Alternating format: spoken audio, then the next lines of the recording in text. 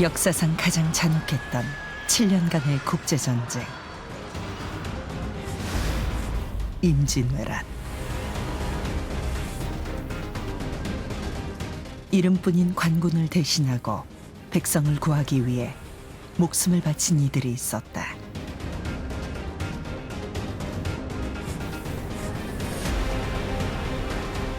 지옥을 불사하고 나를 따르겠는가? 따르겠다! 그 중심에 결코 시대의 중심이 될 수 없었던 불교 수행자. 사명대사 유정이 있었다.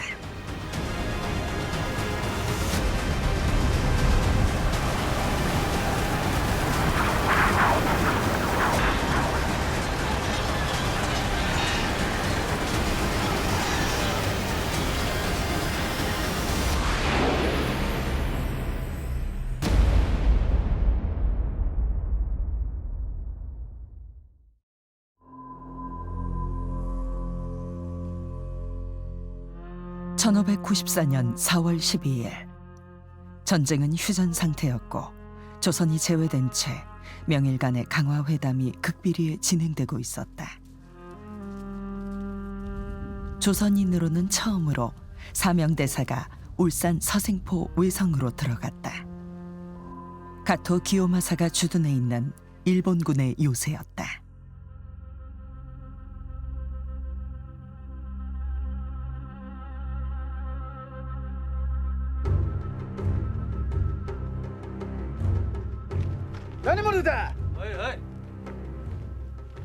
승병대장이라는 사실을 숨기기 위해 이때부터 사명은 송운대사로 이름을 바꾼다. 첫째, 명나라 황녀를 일본 천황의 후궁으로 삼는다. 둘째, 명나라와의 무역을 부활한다. 셋째, 조선 8도 중 4도를 일본에게 이양한다. 넷째, 조선의 왕자와 대신 12명을 일본의 볼모로 보낸다. 제 것이 아니거든 털끝 하나라도 취하지 말라고 했어. 이런 협상은 절대 불가하오. そうであればまた戦ではないか。いう意味で鉄砲に勝てるものか。 병가의 승패는 장담할 수 없는 것이오. 고니 씨하고 심유경 사이에 협상이 이루어지고 있다는 것은 소식은 전해 듣고 있으나 구체적인 내용을 알지 못했어요. 그리고 그 저번에 깔린 의도를 몰랐던 것인데 가장 중요한 것이 조선 4계도를 분할해서 내어준다라는 그런 터무니없는 그런 조건들을 이제 알게 되었죠.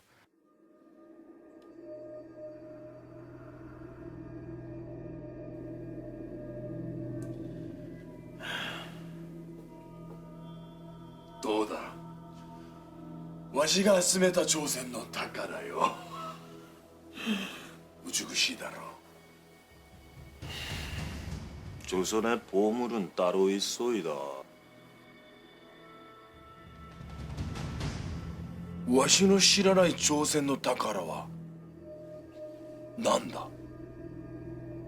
바로 당신의 머리요. 何だと。もうこっちはいいのか。たまれ。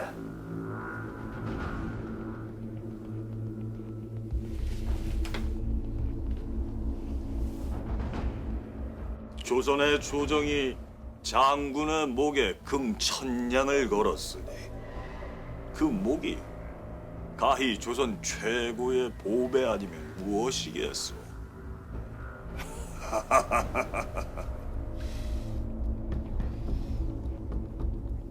わしの命が金千女だなんて武将としての生きがいはあったな。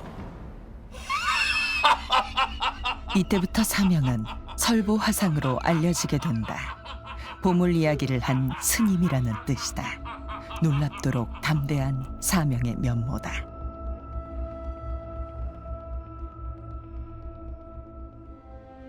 일본 구마모토현은 사명대사의 협상 파트너였던 가토의 영지로 혼묘지 뒷산에 가토의 동상이 조성되어 있다. 불교 일련종 신자였던 가토는 니신을 후원해 혼묘지를 개창한다. 혼묘지는 가토 가문의 보리사로 구마모토현에서 신으로 추앙받는 가토 기요마사의 묘가 안치되어 있다. 구마모토현의 신앙 중심지다.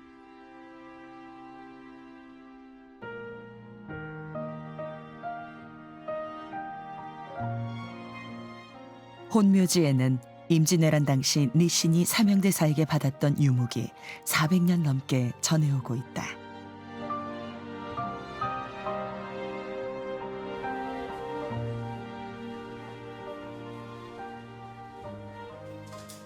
첫 번째 서생포 회담에서 사명대사가 니신에게 써준 글이다. 같은 부처님의 제자임을 밝히고 있다. 이 유목은 당시의 시대 상황이 감춰져 있다. 1594년 겨울 3차 회담이 결렬되었을 때 사명대사가 니신에게 보낸 글이다. 명나라와 일본 간의 그 회담이 거의 끝나갈 무렵에 키요마사가 자기가 그 혼자 누락되지 않았나라는 불신감이 굉장히 클 때라서 만나주지를 않습니다. 이 만나주지를 않는 상황에서 사명당까지 의심을 받고 있는 상황에서 사명당이 나는 그런 사람이 아니다. 그리고 내 마음을 갖다가 오픈할 수가 없는 이 상황에서 그렇지 않더라도 니신 당신은 나를 알고 있지 않느냐. 오해하지 말아라라는 진정한 자신의 지금 안타까운 심정을 갖다가 글로 이렇게 표현한 글이라고 할 수가 있습니다.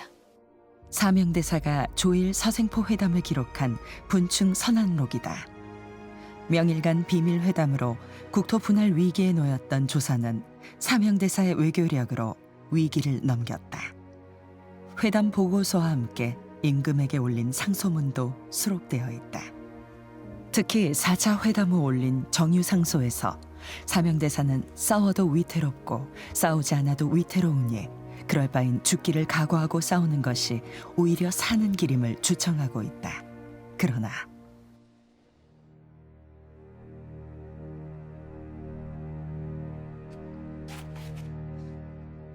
유정의 상소에 대해 경들은 어찌 생각하는가?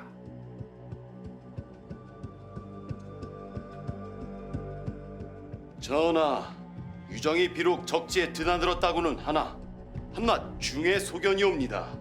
7만원 세력이 없이 치다가 적의 분노만 산다면 막아낼 형편이 못 됩니다. 우선 명나라 원군이 오기를 기다리는 것이 좋을 듯하옵니다.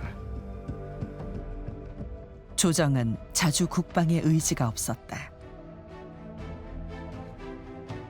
임진왜란 당시 영남 승군 본부가 있던 팔공산 동화사. 사명대사가 영남 도총섭으로 머물러 사실상 승군 총사령부 격이었다. 동화사 성보박물관은 교지를 비롯해 사명대사 관련 유물이 보관되어 있다. 그 중에서도 눈길을 끄는 것이 여러 종의 직인들이다. 팔도 승군을 지휘하며 사명대사가 사용했던 직인들이다.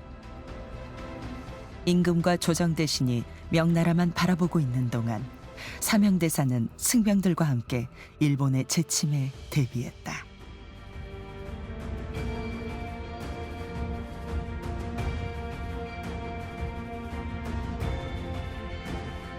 관군을 대신한 승군이었지만 승병들은 필요한 군량미와 무기를 자체 조달해야 했다. 휴전일 때는 군량미를 마련하기 위해 산을 개간하거나 한 곳에 모여 무기를 만들고 훈련했다. 고니시 유키나가와 심유경이 도모하고 있던 명일교섭은 성공하는 것처럼 보였다. 그러나 명나라와 화의교섭을 성공시켜 공을 세우고 싶었던 고니시 유키나가는 심유경과 결탁해 무리수를 두게 된다. 관백 항표를 조작한 것이다. 도요토미 히데요시가 명나라에 항복한다는 가짜 항복 문서였다. 관백 항표뿐 아니라 명일 양국의 국서가 조작되고 있었다. 결국 히데요시도 사건의 진상을 알게 된다.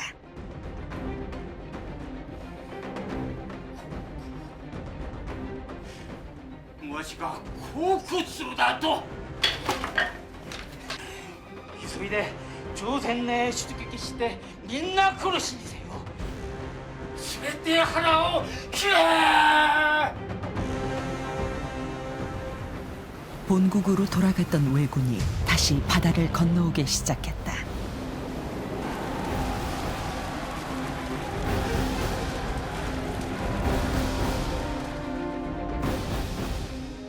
도요토미 히데요시의 재침 명령서로 전라도를 철저히 공략하라는 내용이 담겨 있다. 보복 전쟁의 서막이 열린 것이다. 일본에서 처음에 크게 이제 전략적으로 오파낸 것이 그런 그 해전, 그다음에 의병 이걸 예상하지 못해가지고 자기들이 당초에 예상했던 것이 크게 엇나게 되고 그런 과정에서 이제 이 호남 곡창지역을 확보하지 못했다는 것이 전략적으로 가장 큰 실패다. 뭐 이렇게 생각을 하게 됐죠. 그래서 이 2차로 다시 정류재란을 일으킬 때는 이게 이제 호남을 무조건 차지해야 된다라고 이제 판단을 하게 되고. 왜군은 좌우군으로 나누어 북상했다. 전라도를 도륙내고 한양까지 올라가는 계획이었다. 직산 전투에서 조명연합군에게 참패하기 전 남원 전투가 있었다. 조명연합군이 남원성을 지키고 있었지만 고니시 유키나가 군대를 비롯해 수륙 전군이 합세해 총공격에 나섰다. 일본군 5만 6천, 조명연합군 4천이었다. 나흘 밤낮을 버티고 남원성이 함락되었다. 남원성에 살아남은 자가 없었다.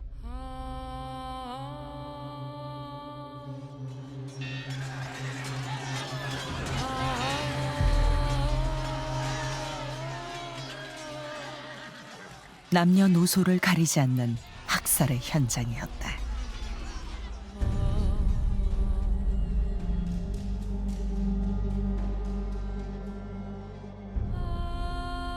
지옥을 방불케 하는 정유재란의 처참한 광경을 눈물로 기록한 이가 있었다. 종군승으로 따라왔던 일본 정토종 승려 게이넨이다. 게이넨이 본 참혹한 광경 속엔 끌려가는 조선인들의 모습도 있었다.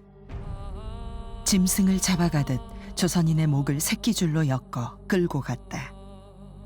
이렇게 끌려간 조선 피로인의 숫자가 최소 10만 명이다.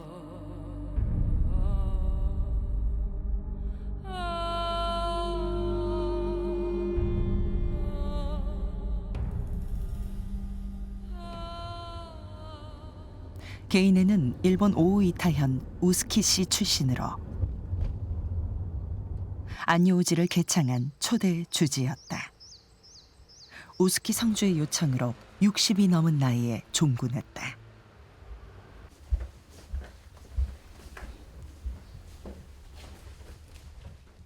게이넨은 정유재란의 참상을 기록한 조선일 일기가 세상에 알려지는 것을 원치 않았다. 1945년 이후에야 공개되어 문화재로 지정되었다.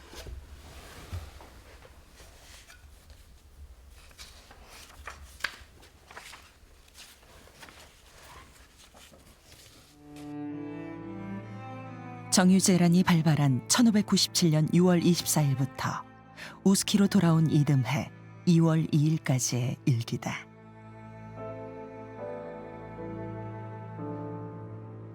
(7월 7일) 부산에 도착한 게이넨은 북상하는 군대를 따라 8월 중순 남원에 있게 된다. 同18日ですね、奥へ陣替えのために城の外を見れば、死人が潔のごとく多くの人が死んでいたと。目も当てられぬような気配であった。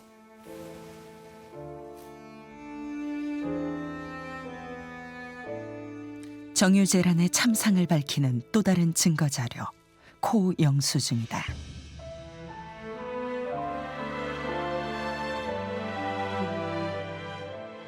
조선 의승병으로 곤욕을 치룬 히데요시는 조선인은 닥치는 대로 죽이고 코를 베게 했다. 누구나 의병이 될 수 있기 때문이다. 베어낸 코는 소금에 절여 본국으로 보내졌다.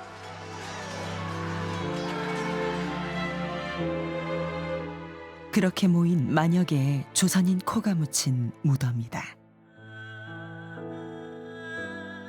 본래 이름은 비총이었으나 너무 잔인해서 귀무덤 이총으로 이름을 바꾸었다고 한다.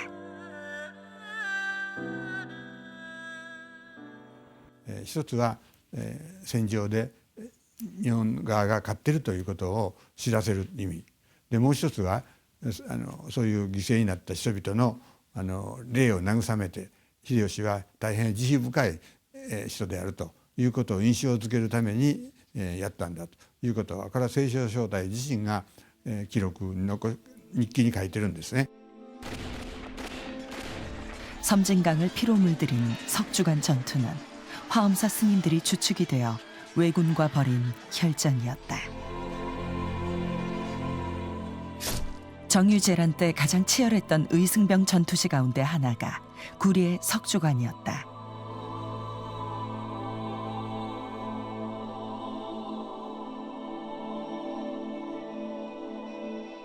구리에는 남원과 전주로 통하는 전략적 요충지로 화엄사는 석주간 전투에 군량미를 대고 승병 300여 명이 합세해 혈전을 벌인 곳이다.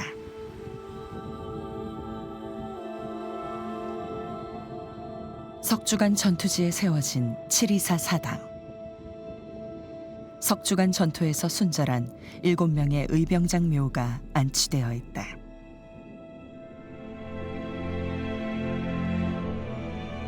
칠이사를 기리는 추념비 한쪽 면에 승병을 추모하는 식구가 처연하다.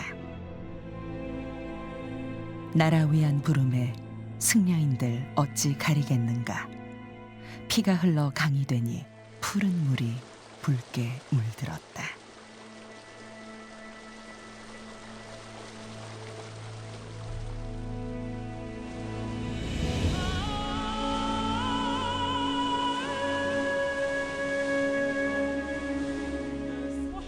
정유재란 때 일본군은 그 안가품으로 화엄사는 물론 화엄사에 소속된 81암자를 전소시켰다.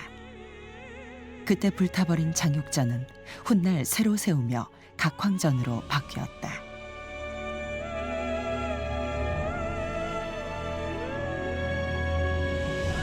(1597년) 가을, 사명대사도 승병대를 이끌고 남하했다. 명량해전 참패 소식의 심각성을 깨달은 일본 육군 주력 부대들이 후퇴하기 시작했고, 울산 외성까지 내려온 가토 기요마사는 조명연합군에 의해 포위됐다. 사명대사는 명나라 마귀 장군의 부대와 조력했다.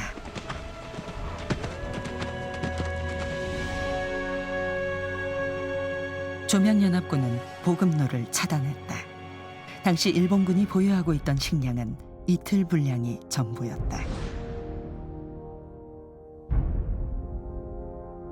무서울 것이 없는 젊은 외장 가토 기요마사에게 울산 외성 고립은 뼈아픈 교훈을 남겼다.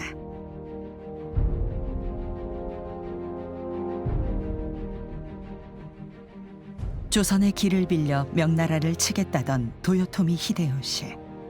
임진왜란이 명나라가 목적이었다면 정유재란은 조선이 목적이었다. 정유재란이 끝나기 전에 도요토미 히데요시가 사망했다. 임진왜란 7년 전쟁이 끝난 것이다.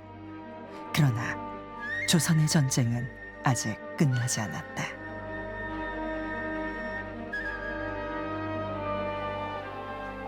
정유재란 때 가족과 일본으로 끌려갔던 강항이 돌아왔다.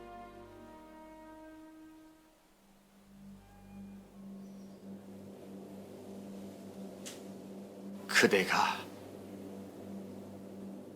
외국에서 보낸 상소는 잘 받아보았노라. 적국에서 얼마나 고초가 많았는가. 전하,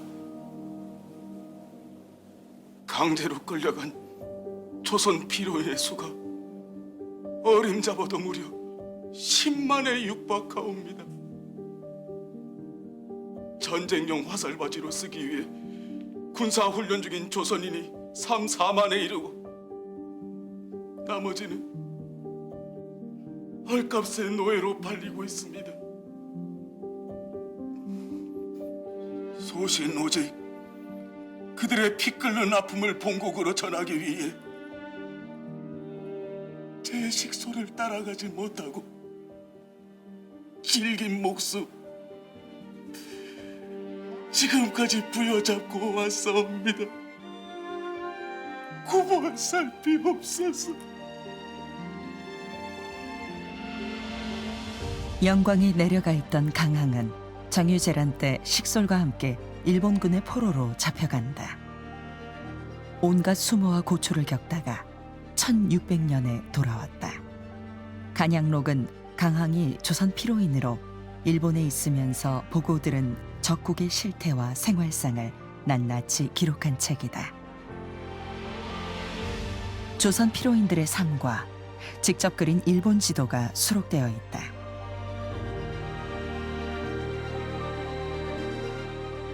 피랍된 조선 양민 가운데 상당수가 이곳 나가사키항에서 포르투갈 노예선에 팔려나갔다. 조선인 노예 4만 명이 조총과 맞바뀌어 팔려나갔다. 이탈리아 피렌체 상인 이제 가루레티가 쓴 기록에 보면 120 스쿠드, 스페인 돈으로 120 스쿠드 가지고 5명을 샀다 그러거든요. 5명을 우리나라 노예를. 그런데 그 양반이 아프리카 여행할 때 흑인 노예 값을 적어 놓은 게 있어요. 그러니까 한 명당 5, 60 스쿠트 또 아니면 굉장히 좋은 사람은 100 스쿠트인데 이 나가사키에서 조선인들은 120만 주면 5명을 살 수 있는 거예요. 그러니까 어떻게 보면 이 조총보다 굉장히 값이 싼 거예요. 화의 요청을 거부하면 왜군은 다시 침범해올 것이라 하옵니다. 아닙니다. 일본은 조선을 재침할 의사가 없다 하옵니다. 도대체 어느 쪽의 말을 믿어야 한단 말이오? 전하, 직접 가서 알아보게 하면 어떻겠습니까? 보낸다 한데 누가 적의 소굴에 들어가 무사할 수 있단 말이오? 승려 유정이라면 능히 해낼 수 있을 것이옵니다. 전쟁은 끝났지만 조선과의 국교 단절로 가장 곤란을 겪는 것은 스시마였다. 위안 정보를 취할 수 있을 것이옵니다. 그렇습니다. 전란 중 오래전부터 조선과의 무역으로 먹고 살았던 스시마는 수차례에 걸쳐 조선과의 통상 재개를 압박해오고 있었다. 조선 전기 같은 경우는 대마도가 조선과 일본의 정치적으로 종속되어 있는 양속 관계라 그러는데, 그래서 이게 두 나라가 뭐 잘 지내야 중간에서 여러 가지 이제 혜택을 보고 경제적 그런 이익을 챙길 수 있는데 두 나라가 못 지내면 대마도가 제일 최고의 피해자가 되죠. 묘당의 계책이 필요하다. 나라 늙게 할 자가 유정 한 사람뿐이라니. 아, 마음이 아프다.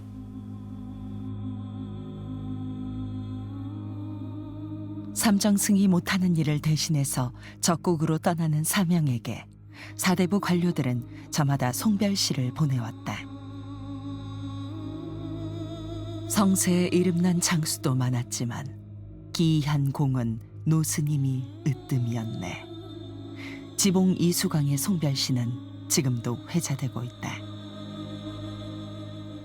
1604년 사명대사는 탐적사란 이름으로 손문흑과 함께 스시마로 향했다. 비공식 사절단이었다.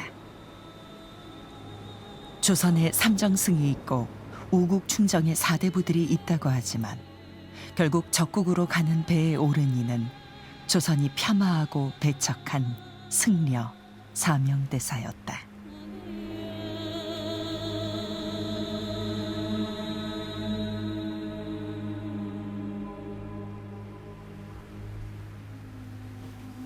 우리로서는 당연하게 그 일본의 사제가 먼저 있고 난 다음에 우리가 뭐 사제를 갖다가 파견하고 해야 되는데 일본으로부터는 아직 정식적인 사과, 달리 말하면 국수를 통한 사과가 전혀 이루어지지 않았지 않습니까? 그런데 대마도 입장에서는 자신들이 살기 위해서라도 조선과 일본이 다시 강화를 맺어가지고 어쨌든 통교가 돼야 되는 부분이 돼 있는 것이고, 우리들 입장에서도 그 언제 일본이 다시 재침할지 모르기 때문에 그걸 그냥 무조건 배척하고 대마도의 입장을 무시하고 있을 수도 없는 부분이 되거든요.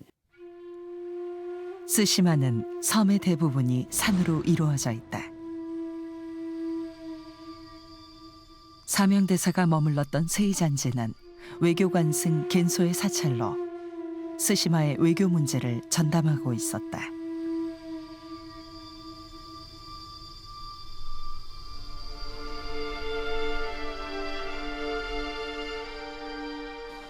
세이잔지 주지 겐소는 능력 있는 외교승으로 명일 강화교섭에서 통역을 맡기도 했다.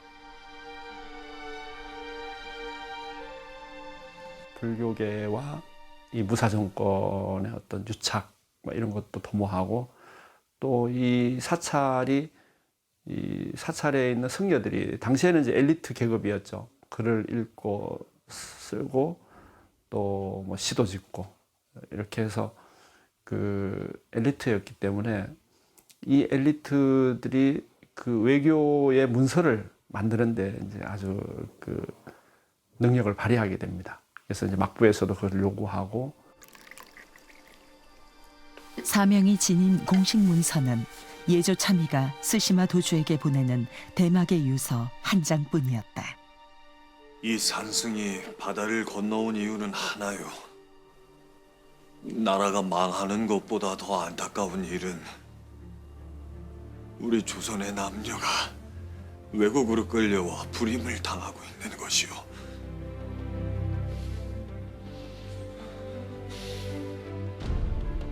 사명의 가슴과 눈은 피로인 쇠환에 맞춰져 있었다.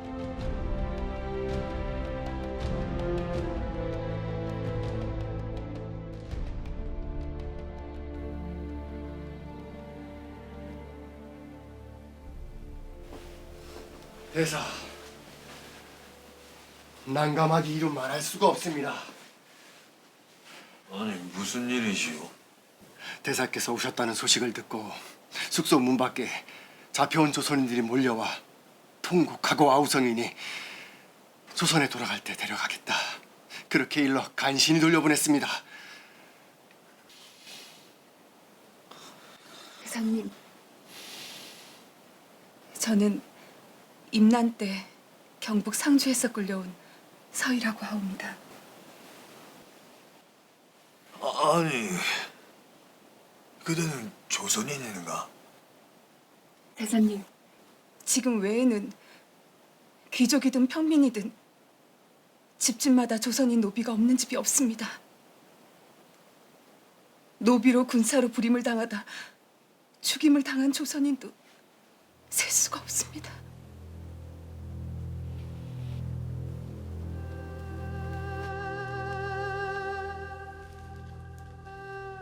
대사님, 제가 이번에 못 돌아가면 제발 이 편지를 제 부모님께 전해주십시오. 저는 끌려온 것이지 결코 스스로 오지 않았다고. 살아생전 부모님 다시 뵙기 위해서 이 질긴 목숨 부지하고 있을 테니 부디 살아만 계셔달라.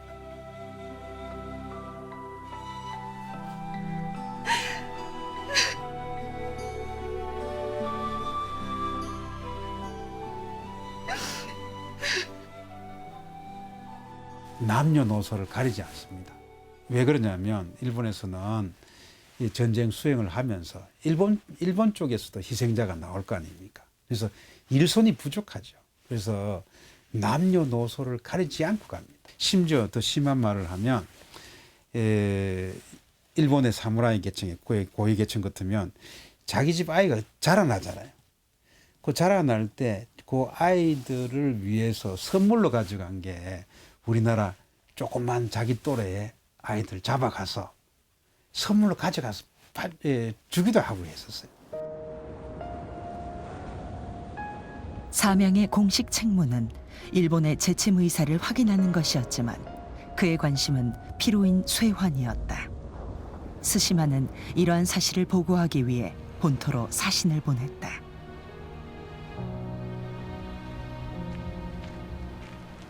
송은대사,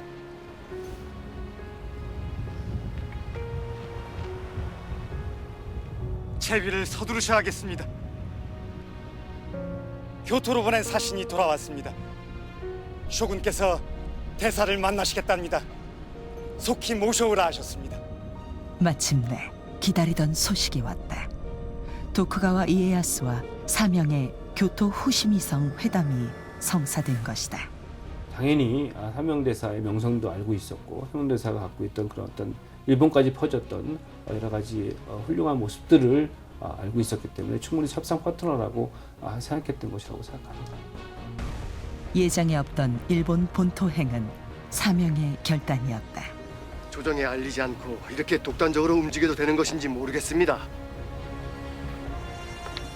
사정이 일이 절박한데 연락선을 띄우면 언제 돌아오겠어? 하루라도 빨리 단판을 지어 백성부터 구해야겠습니다. 외국의 우두머리를 단독으로 만나는 일인데 조정에 이르고 계책을 논의해야지요. 절충 장군도 듣지 않았소. 전쟁 중 끌려온 조선인이 어림잡아 10만이요. 끌려온 우리 백성들을 조총과 맞받고 먼 나라에 노비로 팔아먹고 있다지 않소. 지금 우리 백성의 목숨보다 중요한 것이 무엇이란 말이오? 조선을 떠나올 때 선조는 만약의 사태를 대비해 작은 연락선을 딸려보냈다. 그러나 선조와 조정 신료들의 성향을 잘 알고 있는 사명은 연락선을 띄우지 않았다.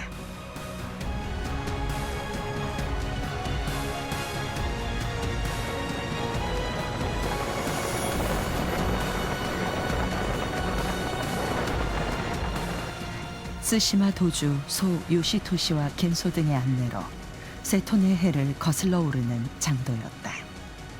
사명대사가 열어놓은 이 길이 훗날 조선 통신사의 길이 되었다. 1604년 사명대사가 본토에 들어간 이때 일본은 역사적 전환점을 맞고 있었다. 세키가하라 전투로 전국시대가 마감되고 도쿠가와 이에야스가 이끄는 에도 마쿠가 열린 것이다.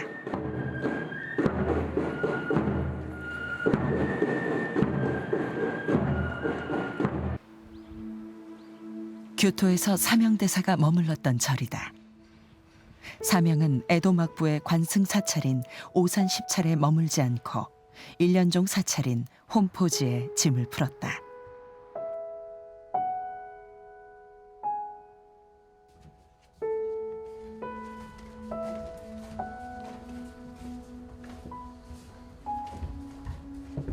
上段の間は殿様が宿泊すると。で下の間はまあ一般普通の人が誰でも、泊まることはで、当時は殿様しか泊まれませんけど、ここは下の段は上段の下の段は誰でも全部泊まれるようになってますので、将軍大使は、おそらくここへ泊まったんだと思います。 일본에서 사명은 이미 설보화상으로 잘 알려진 조선의 고승이었다. 사명대사를 만나기 위해 승려뿐 아니라 학자들이 홈포지에 줄을 이었다. 임재종 총본산인 삼국사에는 당시 최고의 권력승 세이쇼 조타이가 주지로 있었다. 도쿠가와 이에야스는 본말사 제도인 사원법을 시작으로 불교를 정치화하고 있었다. 에도 막부의 권승 세이쇼 조타이는 우리에겐 서소승태로 알려진 외교승이다. 도요토미 히데요시 때부터 검은 옷의 재상으로 불리던 인물로 도쿠가와 이에야스에게도 등용되어 정치 외교 고문 역할을 하고 있었다.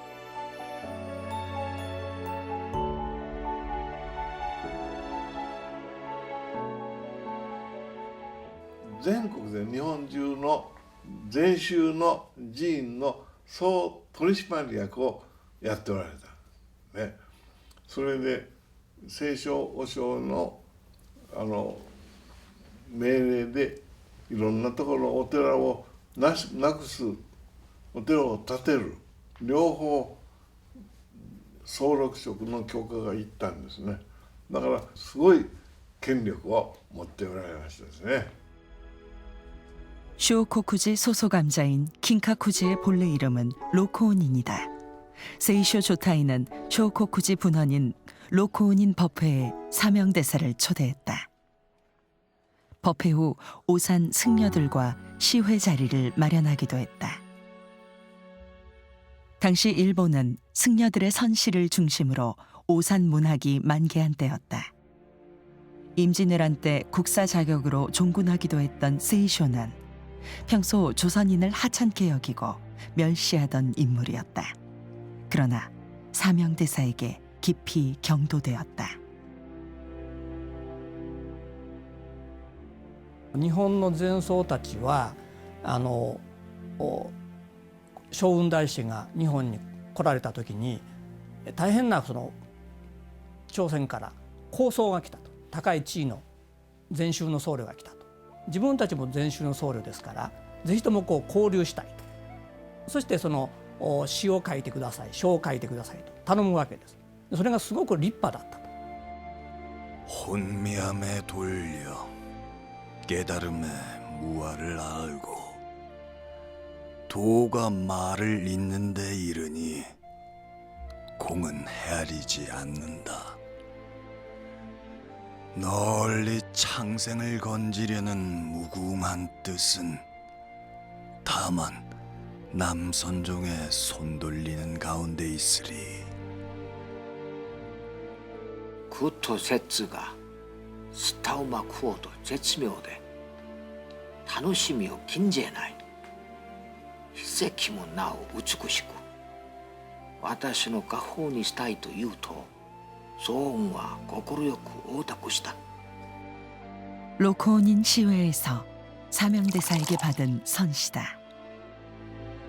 무고하게 끌려온 조선 피롱인들의 사활이 당신 손에 달려있다는 사실을 환기해주는 내용이지만 세이쇼 조타이는 사명이 써준 이 글을 보물로 간직했다. 心が開けたと。漢文の世界ですね。漢詩の世界で開けた。それが大きな影響を与えたんじゃないかなというふうに思っております。それから将軍大師の最も大きな功績というのは日本に滞在して、京都の坊さんたちとの交流を深めながらそこで日本の国情もおそらくよく分かってきたんじゃないかなというふうに思いますね。 혼포지와 이웃한 또 한 곳의 사찰. 임재종 사찰 코우쇼우지에도 사명대사의 흔적이 담긴 귀중한 유물이 보관되어 있다.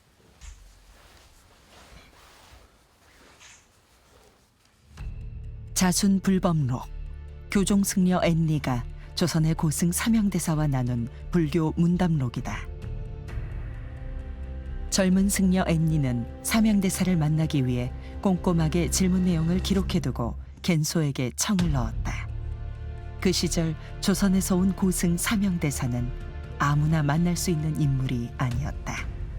四順仏法録でもう一回再度ですね将軍大師がお答えになられたことをまた自分はちゃんと理解しているぞということをまた書にしたためて、つまり四順仏法録っていう文章にしてもう一回見せられて、将軍大師からこいつはちゃんと分かっているやつだということを認められたということの意味合いで、要は起王というですね号を授けられたわけですね、将軍大使から海山様に。 사명대사가 코쇼우지 계산조 앤니에게 내린 법호다. 무염이란 법명과 함께 허응당 보우대사와 같은 허응을 호로 주었다.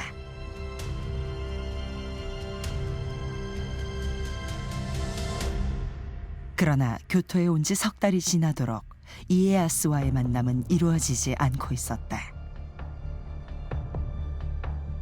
지루한 기다림이었다. 매화는 벌써 지는데 돌아가지 못하니 바다나라 봄바람에 애만 끊어지누나. 도쿠가와 이에야스는 회담 전에 자신의 세를 과시했다. 아들 히데타다와 함께 교토로 들어오는 행차를 조선 사절단이 참관하도록 했다. 8만 병력이 동원된 대규모 무력 시위였다.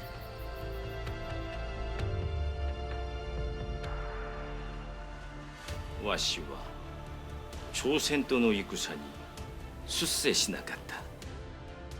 わしは決して朝鮮とあだをなったことがない。我々としに敵するわけではないだろう。 조선이 원수로 여기는 건 그대가 아니라 풍신수길이요. 죄 없는 조선 백성들이 끌려와 불임을 당하고 있어. 나는 끌려온 조선인들을 모두 데려가야겠어. わしの条件でヒロニンの総監か。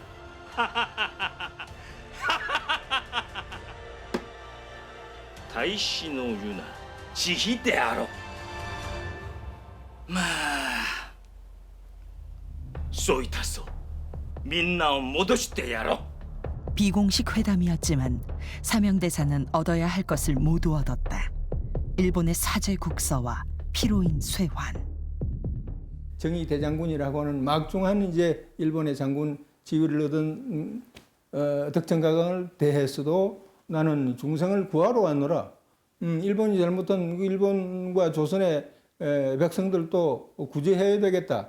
이런 이 얘기를 대담하게 할 수 있었던 것은 사명당이 성녀로서의 양심과 책임과 그 용기가 용솟음치는 그런 입장에서 뭘 속일 게 없는 것입니다.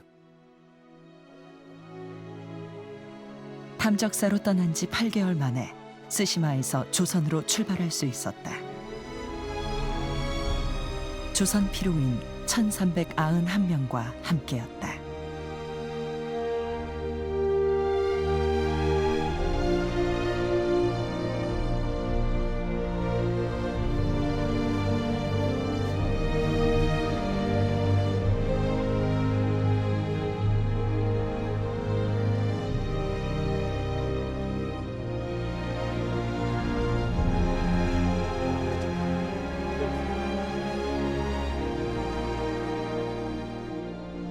크고 작은 48척의 배에 나눠 싣고 출발했다.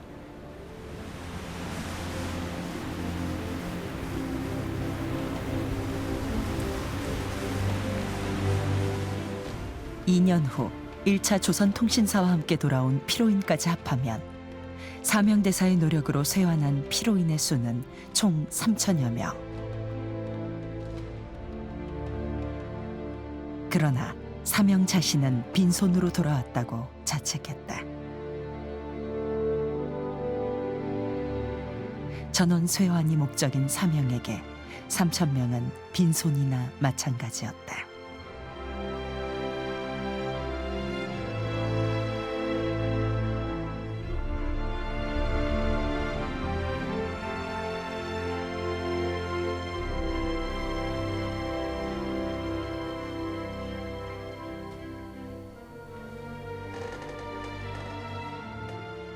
일본에서 돌아와 오대산에서 몸을 추스린 사명은 늦가을이 되어서야 비로소 스승의 영정 앞에 설 수 있었다.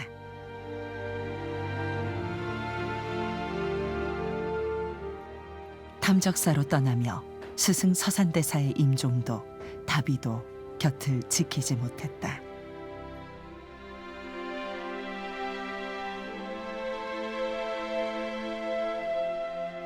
스승님의 입적을 지키지도 못하고 떠나간 먼 곳에서 널리 생명을 구제하라는 스승님의 유지 또한 충분히 받들지 못했습니다. 부디 마지막 한 명의 피로인까지 생還할 수 있도록 힘을 주소서.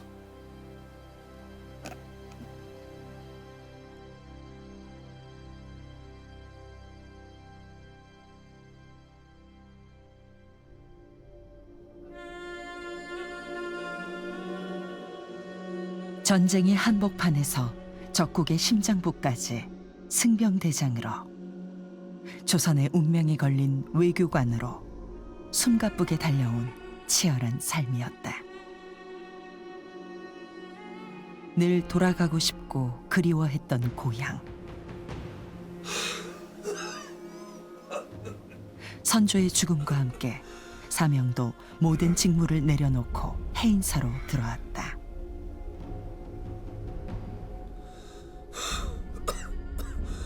이미 늙고 병든 몸이었다.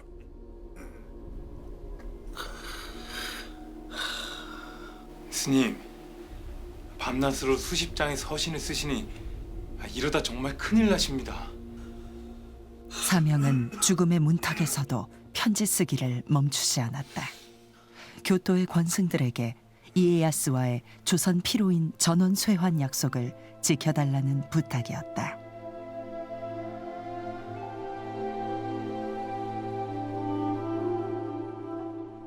1610년 8월 26일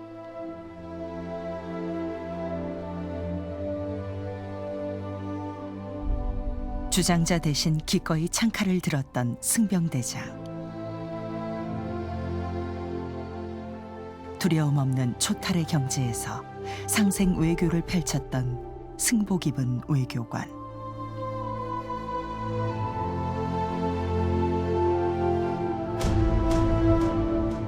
사명당이 67세를 일기로 원적에 들었다.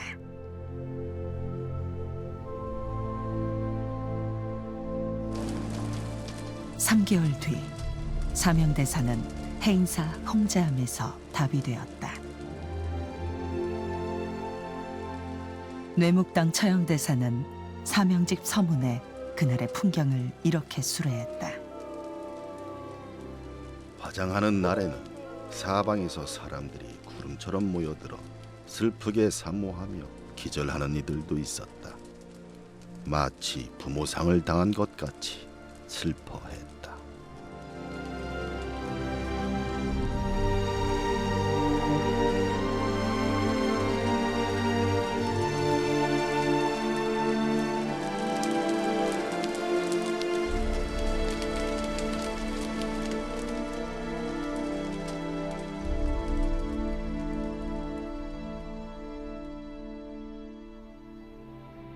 세상의 고통을 당신의 아픔으로 삼았던 어른, 세상의 슬픔을 외면하지 말라던 스님의 음성이 들리는 것만 같습니다.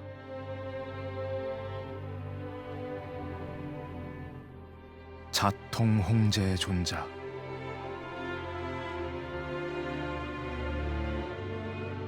스님께 백성들이 드리는 시호입니다.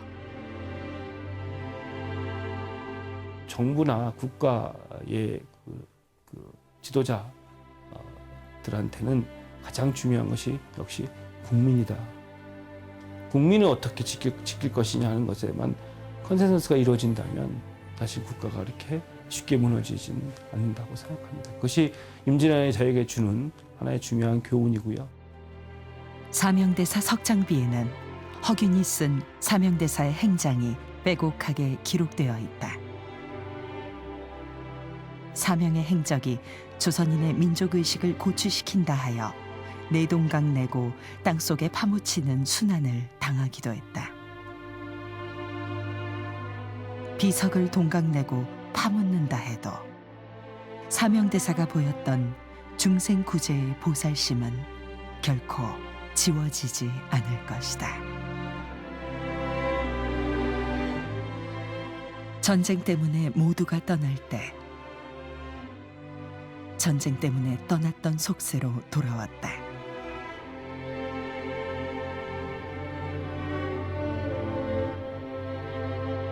모두가 외적의 재침을 두려워할 때 적국의 심장부로 깊이 들어갔다.